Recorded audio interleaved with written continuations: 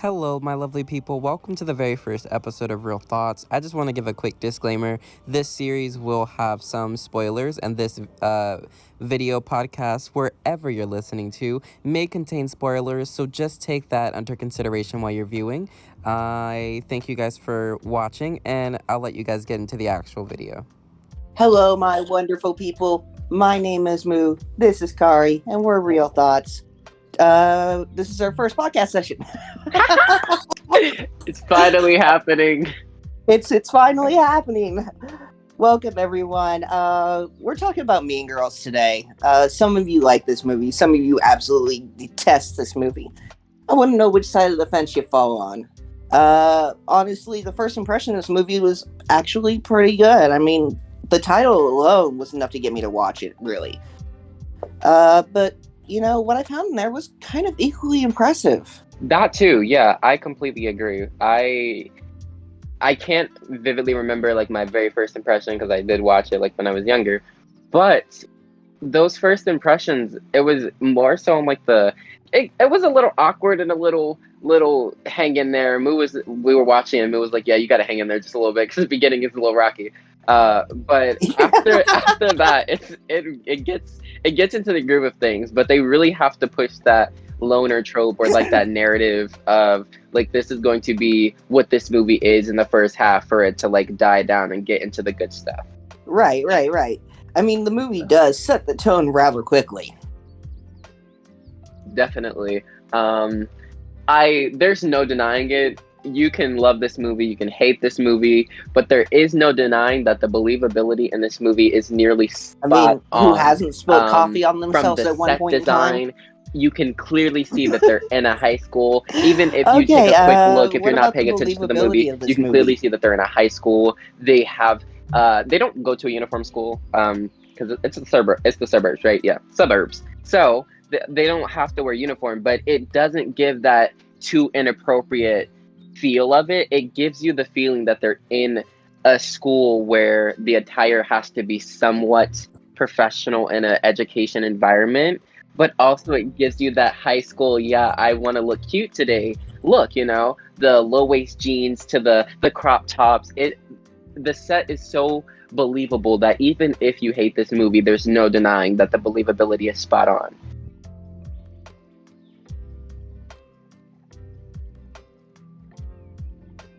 Right.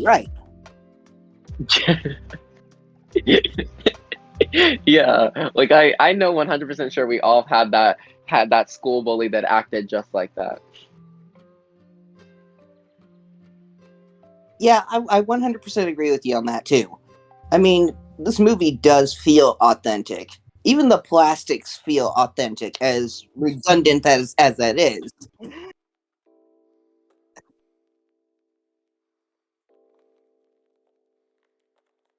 Well, I don't know about your school bully, but mine gave me swirlies. No, they were just we got to the era in high school where they're passive aggressive more or not. Hey, high school is all about being passive aggressive. It's all about being passive aggressive. There's no denying it. Okay, what about the creative design, like the sets and everything? If you guys are going to be watching for a long time, you guys know that this is going to be my absolute favorite area because creativity is just my chef's kiss. So, with that being said, I took a liking because when you're watching these films and you're doing these movie reviews, if you're going to be watching these with us, we will eventually let you guys know, like, this is a movie. If you guys want to watch it with us and prepare yourself for the upcoming episodes, pay attention to the time error. In this case, it's the early 2000s. So you have to take a mental note of your brain, like, okay, this is the fashion that we need to look for. Is it accurate? 100% definitely accurate. Costumes make you believe that it's the early 2000s. Again, low-waisted jeans. That's like the most prominent attire that you see in the entire movie. Low-waist jeans. Absolutely impeccable. Set design, though, from the mall scene, I think when we were watching that, we mentally noted, like, at the same time, like, this mall scene is literally how the malls are. Like, the mall scene itself. Even then some, a lot of the aspects are still relatable to this day. which lets the movie kind of like ease into like later generations and keeps that believability, which I honestly absolutely love. Well, So honestly, the movie kind of serves as a time capsule of the early 2000s too. yes, it does. It doesn't shy away from keeping it to that original because, of course, you have those things that aren't acceptable today. Because there's a hell of a lot of them that we were watching and we were like, is this is this okay? But you have those things that make that error so unique and so genuine, but it's also not too enclosed. For example, like if we were in the 90s or the 80s going to high schools with like a completely different set of morals, it's a little more broad where you're able to look at it today and go, huh, I relate to that, or that sounds like something that would still be happening today. So it is like a time capsule, and it makes you have to consider like what things were like back in the 2000s, even though it's not that far away. But for a younger audience, that's pretty far away for you. Yeah. I'm guessing that most of our audience would probably be in the 18 to 35 range. Yeah, yeah. So if this was like it, if this was what your high school was actually like, guys, let us know in the comments below. What do you think of this movie? Was it accurate enough for you? Tell us how accurate it is, but also tell us your Mean Girl stories. Did anybody get hit by a bus? Just curious. I just want to know. Is that part accurate? Wow, that's a horrible thing to say. Did anybody get hit by a bus? Just curious. Is that part accurate? Because they really drive that hit by a bus trope, and it never happened in my high school. But I'm like, has this happened before? Like it has to have happened before. Like no one just thinks about, let's have her get hit by a bus. Where did it come from? So let us know. It came Is from this Final accurate? Destination. That is true. I definitely wanted. We won't even get into other movies right now. Mean Girls. Hello, lovely people. Just a quick side note, we will get off track and off topic a lot during this series, so just go ahead and bear with us. Okay, back to regularly scheduled programming. Anyways, what are your take? Because I will go on a whole rant about so many other movies, but we're gonna contain ourselves for the first episode. But Moo, how did you feel about our creative design? I know I mentioned a lot about like the color aspects, like the color schemes. The color schemes were very creative and very brilliant. The dark colors, they used a lot of dark colors for our outcasts and our nerds, and then a lot of vibrant colors for like our popular standout characters. So I know that you went more on like the technical aspect. So how did you feel about our creative takes on the movie? Well, I think the creative takes are actually really well done. There's a few slight issues that I have with it. Some of the takes in the movie kind of feel like take one. Yeah, I definitely noticed that on some of the scenes as well. So it doesn't distract from the film at all. Yeah, I don't think it really distracts from the film at all. But as you watch more and more movies, you tend to notice these things, and really, it wasn't pulling me away, but it was definitely noticeable. Yeah, I know like a lot of movies will like really dive into those mess ups. And this movie, if there was like a bad part, like if there was something that they knew while filming, they're like, this might not be well received, so let's talk about it and get it over with. But they didn't drag it on, and I really like that. So if there was like a scene that we were like, it was like this happened, moving on really quickly, just like that. Yeah, like Katie falling in a trash can. I mean, seriously, yeah, you get a chuckle out of it if it's the first time you've seen it, but to someone like me, it's just like, oh, haha, prop comedy in a comedy movie. Moving Literally. on. And it's a split second. Like a lot of movies would drag it on, have the whole background cast, which I do want to talk about our background and supporting characters in the back. But they are like, it happens, that's it. A lot of movies, they'll drag it on, have the background characters laugh at them, and they'll have them get out of the trash can. No, it's like a split second, it's done and over with, which I absolutely love that about this movie. Yeah, this movie made a lot of right choices when it comes to editing. It quickly moves on from one joke to another. If that joke does not land, it quickly moves on to the next one, and I think that's great. I think that's absolutely love that. Before we move on from the, go ahead. Although some of the scenes just really don't work for me. Yeah, too. There are some scenes that I was like, this could not have happened. It's not important to the storyline or the character development, which we'll get into that when we talk about characters. Right. But there's some scenes where it's like, this just gives us nothing, and it's just almost like a plot filler to fill a little more time. Even though this movie doesn't need any of that at all. So there are definitely some scenes where I was like, yeah, we could have gone without this, and given us a little more, anything else except that. Right, of course.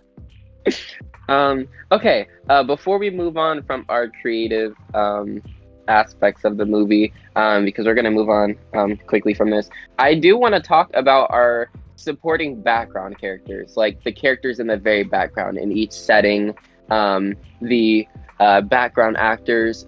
Let's talk about how good they are in the movie. Oh, okay. So I think the background actors are actually kind of really fantastic. Yes, it's like none of them stare at the camera too long. They're all moving about their day. There's no really repeat of actors in the background. I've noticed because I tend to watch a lot of movies. And take Hocus Pocus for one. We'll get into that. Trust me. We will get into Hocus Pocus. Let me tell you. I am not a fan of Hocus Pocus, but this is not about Hocus Pocus. This is about Mean Girl. But yes, I will. On the other hand, since you gave a movie, I will give my own. The movie Descendants. Our background characters are literally CGI. Like, they're not even real characters. So this movie casted background actors and gave them proper costumes. Like, they don't look like they're misplaced, and they feel like they're a part of the scene, which a lot of movies fails to do so. So I give this movie props for all of the creative aspects that they thought about and they considered, and they're like, yes, this is what we want, and we're gonna do it. And it absolutely made the movie just that enjoyable. Honestly, I think the Foley audio in this movie works really, really well. I mean, there's a few hiccups here and there. Maybe it's an audio file. But I think it works really well. The soundtrack, though, that is pretty good. I absolutely love the soundtrack. Like, I was just watching the movie and I was like, oh yeah, I love this soundtrack. I don't know how many times I said it while we were watching it, but I was like, love this soundtrack. I already knew it. Okay, let's talk characters. Let's get to the characters. Let's get to the characters. I'll let you go first. I've been talking too much. Oh, okay. So, I personally love all the characters in this movie, from Gretchen Wieners to Glenn Coco, who's only in one scene. I think he had maybe one line, but it's one of the most memorable scenes in this movie. Glenn Coco, you got 7. You go, Glenn Coco. And I was just watching it like, no, they did not give us Glenn Coco. Honestly, I would love to have seen more from Glenn Coco and actually make him a regular character in the film. That would have been so. That would have been icing on the cake. That would have been sprinkles. Yeah, because I think Glenn Coco could have been a really well-written character, but no, he was just kind of a one-off extra that actually had a name. And knowing that they are capable of giving us this character development, Glenn Coco would have been a really good addition to the movie. Yeah, I 100% agree with you. Although I have to talk about Aaron Samuels. I'm sorry. I mean, I don't have a problem with him. I mean, I have a little problem. Okay, yeah. So I like the character. I do. I think that he's the sweet, wholesome, family boy, But it's just like he seems really cookie cutter to me. It gets a little obnoxious after a while. Like, the movie does really good with driving these stereotypical tropes, but his trope, they were like, how do we drive a popular teenage boy? Give him this, give him this, give him this. And I'm like, okay, we get it. Let's get a little original, just a little bit, anything will help. I mean, okay, he's not that bad. He really isn't. But... Yeah, but that's just us nitpicking. But we're allowed to nitpick, okay? Yes, we're allowed to nitpick. Everybody nitpicks. We've talked highly about the movie. We have to get into nitpicking just a little bit. Okay. Other than that, the scenes with him aren't bad. Like when I forget the character's name. the gay best friend. He snatches Katie's purse, and I know exactly the thing you're talking about. To the back on top of the gymnasium, and I'm like, why? That scene does not need to be there. That entire subplot does not need to be there.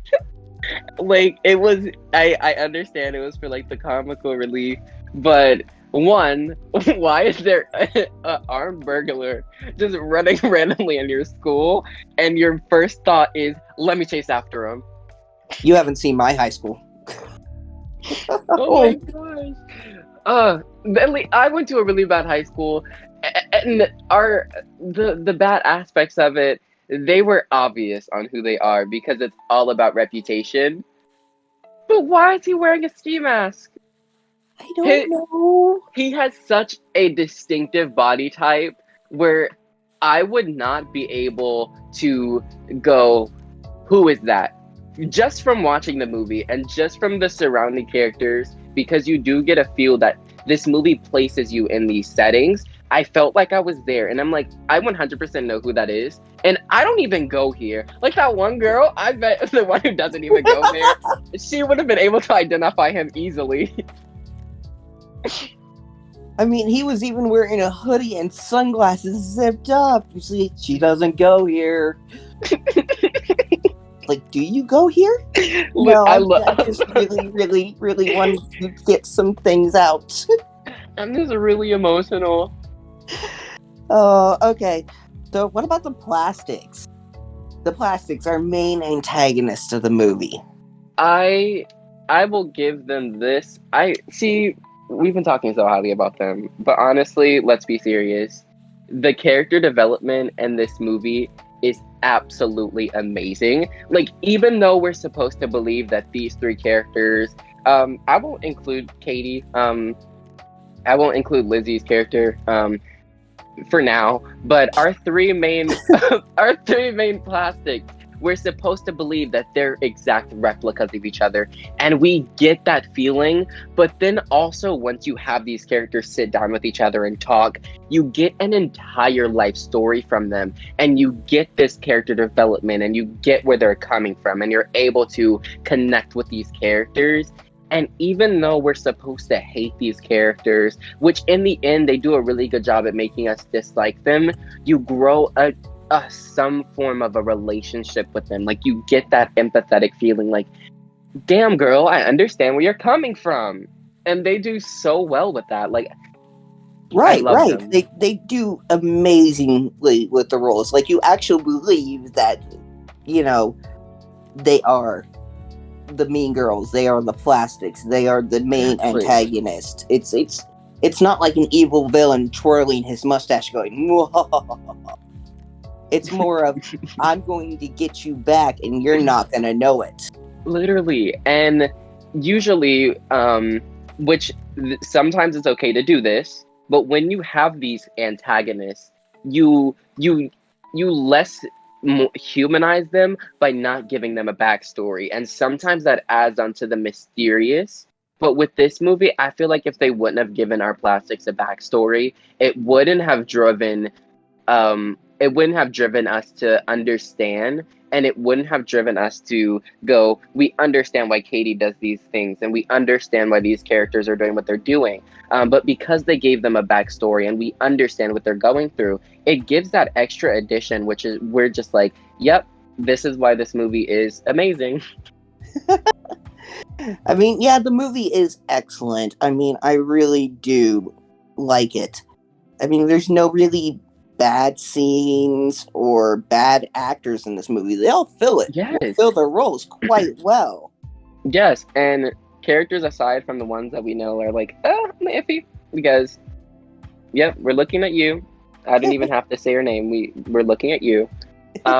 They they play these characters so well, and again, it drives that believability, which is always going to be your goal when you're making films like this. It's driving that believability, and I absolutely love the way that they did things. I will say some parts are weird. I won't say that they're the worst part because again, the movie doesn't drive this kind of theme or this idea, and it's a one and done thing. It lets it go. The only thing that was more so like hung on to was Katie's character. Again, we get so little about Katie's character. We get story development. Sorry. Yes, we get story development, but we get so little from her character. Yeah, go ahead. What were you gonna say about Katie's character? Okay, so Katie is the outcast. She's from Africa. She's from a weird place. She's the typical high school girl. Like, okay, I know she plays outcast a lot, you know, citing Freaky Friday. Yeah, we need to talk about it, Lizzie. What's up with you and these outcast roles? I don't know. We need to give her something else. I know she has the versatility. I feel it, but it's giving very much Twilight main character. Just a little bit. Oh, no. Don't you dare. Don't you dare. We are not going to discuss the CGI baby today. Eventually, hear me out, Moo. We'll have to dip our toe in it because we cannot look past the Twilight series. I know we're talking about Mean Girls, but we can't look past it. We'll have to suffer through it eventually. We'll have to. I'm gonna actually have to sit down and watch all the Twilight movies? No. That's torture. We're gonna mentally cry together. Star Wars holiday special. Oh my goodness. We're not going there. I would rather watch the Star Wars holiday special. We will not go there. Yeah, I know, Chewie. Oh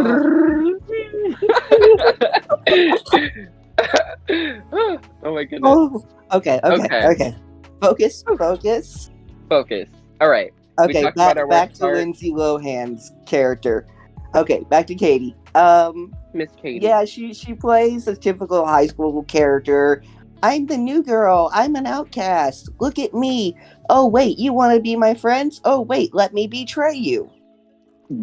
Literally. And I find it interesting. It doesn't ruin the movie for me as much as another movie doing it would because of sticking through it. But they accept her so quickly. Like, they know that she's an outcast, and they're just like, oh, hello, let's be friends. And then she's like, yeah. And it just happens so quickly. And it surprisingly doesn't ruin the movie for me, but I will nitpick a little bit. I wish they would have been a little more resistant or a little more mean to her and kind of grown a liking to her in comparison, just like accepting her immediately. Right. I 100% agree with you on that. I mean, they really did accept her way too quickly. It's like, don't sit there. Want to be friends? Literally, like we go from literally seeing her eating in the bathroom to eating with the cool girls in the same breath, and I'm like, oh, okay. Oh, and all the rules that the plastics made up, like wearing sweats on Mondays. Okay, I would drop out right there. You can't give me that much information on top of going to school and succeeding and then make me do an extra set of rules. I will forget. Yeah, so will I. That's why I have a list. Wear pink on Wednesday. Okay, I got you. I'll come on Thursday wearing pink. And I'm like, why are you guys so late? And then they kick you out of the table. Like, I'm sorry, I'm a day late. I'm sorry. I thought we were at the cool kids table. Literally, this wasn't in our PTA meeting.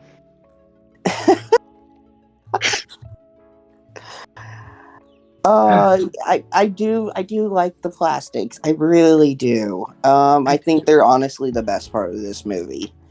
They're our driving force, and they do it so they well. are the driving force of this. I mean, I gotta say my favorite character, even though people probably hate her, is Gretchen Wieners. Yeah, I can see that because I sympathize with her so much. Like, I found myself relating to each and every character, um, seeing how their parents are. Gretchen's parents don't care what she does, so there isn't that force that tells her what should be done right and what should be done wrong. She's always given everything she wants, and when she doesn't, and we genuinely see her showing real emotion, it's like, damn, I understand. I really do. Yeah. I mean, I think Gretchen Wieners is probably the standout character of this movie. From, like you said, the emotion that she shows on her face when she realizes what's right, what's wrong. Yes. To just basically, her name, Gretchen Wieners. I'm sorry, but oh my goodness, Gretchen Wiener? Come on! You can't tell me that a popular girl in school is named Gretchen Wiener. Yeah. Oh, and that scene where the scene where they have kind of on, I don't really know, but the popular girl, they cut her shirt up with her nipples out, and everyone comes to school with their nipples out. I was like, oh, she has too much power in her little fingers. Like, that's beyond powerful. Like, she can destroy your life. Oh my goodness. Yeah, she had way too much power, and she did get what's coming to her. She definitely got. Like she definitely did. Like the protein bars. See, that part, I was like, yes, do it. I love to see it. And then once you saw her in this raw, vulnerable state, I'm like, oh shit. Like, it gives you that emotion. Like, oh, did we go too far? See, again, this movie drives you in because you hear my verbiage when I say, did we go too far? Like, this movie drives you in so much. Like, I felt like I was invested, and I felt like I single-handedly just ruined Regina's life, because not only did she get outcast by her closest, I guess they're friends. Yeah, I would consider them friends. They're friends that work together. Yes. Acquaintance, if you will. But she gets outcast by her friends, and she's losing herself, and we see her becoming a person that she never thought that she would never thought that she would become, and it made me just sympathize with her. Well, being hit by a bus, changes a person. Yeah. being hit by a bus will change your life. Worrying about being popular, and you start worrying about if your neck is going to function afterwards. It's definitely gonna it's definitely gonna change you. I mean, it 100% would. I think the least memorable character was Karen, the third plastic. Yeah, the dumb one. Most definitely. Like, again, they do a really good job with giving these characters meaning and backstory. But once you give these characters extravagant ass stories, like our main character, she's in two groups at the same time which hate each other, but she's trying to bring them together while she's corrupting herself. And then you have our main mean girl trying to be as popular as she can and still held the reputation that I'm pretty sure her mother did in high school, because it gives me that vibe that her mother, she doesn't put pressure on her, but you can tell, especially from that dance number that they do every year, that her mother is supportive, but she's the mom that's like, yes, you have to be, not out loud, but in their mind, you have to be as good as I was when I was younger, and you have her being under all this pressure. And when you give this character, she's like, yeah, she's a little behind than everyone else. Okay, what else? It kind of pushes her back in comparison to everyone else. Oh, okay. So I don't hate Karen, although it's a precursor to 2020. Um, we need a Karen yeah, movie. Just Karen like a was movie for used Karen. before 2020. A long time before 2020. Okay, so but she's honestly not a bad character. She's just really weak. I mean, she Exactly. doesn't have a lot of traits to her. We don't know her family. We don't know her backstory. We don't really know anything about her. At least with Gretchen Wieners, again, hilarious. We at Wieners. least know her backstory. We know that her father is like the CEO of Toaster Strudels or something, Of or the creator of Toaster Toaster Strudels. Strudel, the CEO. Yeah. So we at least know something about her, even though it's a quick throwaway line. We at least know something about her. Yeah. I mean, she was the second classic. Most of the focus went to Regina George. Exactly. I feel like, again, she doesn't have a bad character. It's just she's overshadowed in comparison. Like that's almost it exactly. Like we give these dynamics and we give these little hints into their lives, and then you have Karen, which is our third plastic, and all we get to know about her, she's a little slow. But what's interesting is at the very end we kind of get a little glimpse of when she's learning Vietnamese. Mind you, how did she learn fluent Vietnamese that fast? I'm sure she's not fluent. I'm pretty sure she's more so conversational, but that's some good ass Vietnamese to be a short amount of time after the end of the movie. Okay, well, first off, maybe she's not really all that dumb. Maybe she's one of those people that feels like they're dumb. Exactly, until they unlock. I wouldn't say until they unlock their full unlock their potential. but exactly that, yeah. And that's what I strongly believe, because if you're able to learn a language that quickly, there's no way you're convincing me that you're just that stupid. I see. I don't want to assume, because with movies, they do very well with show don't tell, and I usually am really hard on movies when they make us assume about our characters. But with this movie, I feel like they deserve it, and I feel like Karen has been told so long that she's stupid, that she's believed it, and she's just stuck it to just that. But when she set herself in a completely different environment with other people, she goes full out, and homegirl learned a whole language. I mean, it kind of really ties into the message of this movie, that if you follow your heart, you can do anything. Exactly. And that influence around you is going to either be your downfall or your uprise. And Karen is a perfect example of that. If you look into it deeper than the movie sets off, if you look at it a little deeper, you can see that. Right. It's the same thing with Regina George. After being hit by the bus, she became kind. She became nice. She changed the whole world. And she got really good at sports. And she set herself in an environment. And she set herself in an environment where people aren't afraid of her, but they acknowledge her and they appreciate her. And we didn't really get any kind of ending for Gretchen Wieners. Yeah. Exactly. I'm trying to think now that you mention it. I honestly don't remember if they gave her an ending for Gretchen. I mean, it's so fetch if they did. Oh my goodness! Stop trying to make fetch happen. I've been waiting to use that. Stop trying to make fetch happen. Oh my goodness. Okay.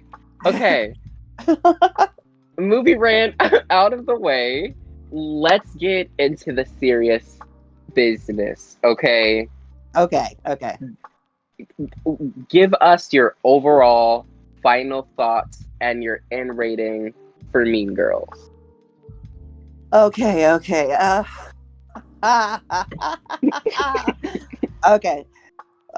My final thoughts for Mean Girls is it's a perfectly fine movie. If you haven't seen it, you really should. If you have seen it, watch it again. I mean, it's got amazing set design, great characters, a fun story. It draws you in within the first couple of minutes. But, it does have its problems. I mean, I feel like there are some tiny little problems in there. Yeah. But it's not enough to distract from it. Exactly, just that. I'm going to say that I would give Mean Girls 7.5 popcorn kernels out of 10. Mm-hmm. Yes. Love it. I love it. Now listen. Okay. Don't get used to it because I know that we will not be a podcast of just happy-go-lucky, amazing, films. But I really gotta say, despite being like really hard on films, this movie 100% deserves to be praised just a little bit. It does really good overall. Characters, the plot, it gives you a theme, it gives you a useful message that even is now relevant and will be relevant for as long as time can tell. So yeah, in my rating, for my personnel rating, I'm going to give this movie 8.5, so 8.5 popcorn kernels, which means collectively, as Real Thoughts, we're giving this rating 8 popcorn kernels. We're meeting in the middle. This is exciting. This is so exciting. The first official podcast out of the way. Yeah, first official podcast. Thank you guys so much for listening. We really appreciate it. If you like our stuff, please leave a comment, leave a like. Don't forget to subscribe. And as always, we'll see you guys in the next episode. Yes, we will. Ciao for I now. love you all, and we will see you guys in the next one. And I hope you guys are going to be staying healthy, and I hope you'll be looking out for the next one. We'll keep you updated on our socials, of course, once we get those up and running. So if you do want to join us in the next one or future episodes to come just to watch with us, and bring your own real thoughts into the discussion, make sure to do so. And we will see you guys in the next episode. All right. Bye-bye. Bye.